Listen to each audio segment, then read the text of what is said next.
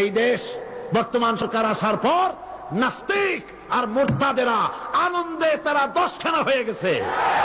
তারা ভেবেছে দেশ তাদের, এদেশের মুসলমান আর বেঁচে থাকতে নাস্তিক মুরতাদদের স্বপ্নকে পূরণ করতে দেওয়া হবে না। যারা আমাকে সহ্য করতে পারে না, এক শ্রেণীর রাজনীতিবিদ, আমি একটি রাজনৈতিক ষড়যন্ত্রের শিকার, যাতে করে আমার মাহফিলে লোক না হয়। তারা চেষ্টা করেছে আমার থেকে জনগণকে বিচ্ছিন্ন করার জন্য।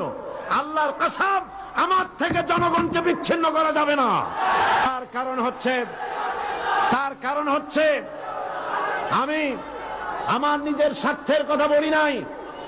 বিগত 40টি বছর আল্লাহ রাব্বুল আলামিনের কৃতজ্ঞতা স্বীকার করেছি, আল্লাহ পাকের বাণী বলেছি, শিরক আর বিদআতের বিরুদ্ধে জীবনের ঝুঁকি নিয়ে কথা বলেছি।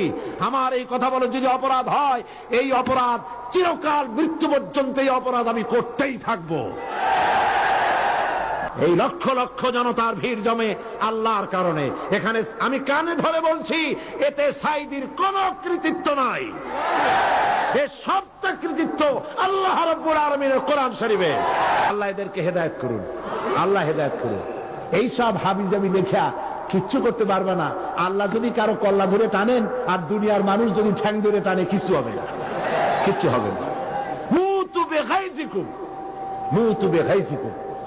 এই দেশ বর্তমান সরকার আসার পর নাস্তিক আর মুরতাদেরা আনন্দে তারা দশখানা হয়ে গেছে।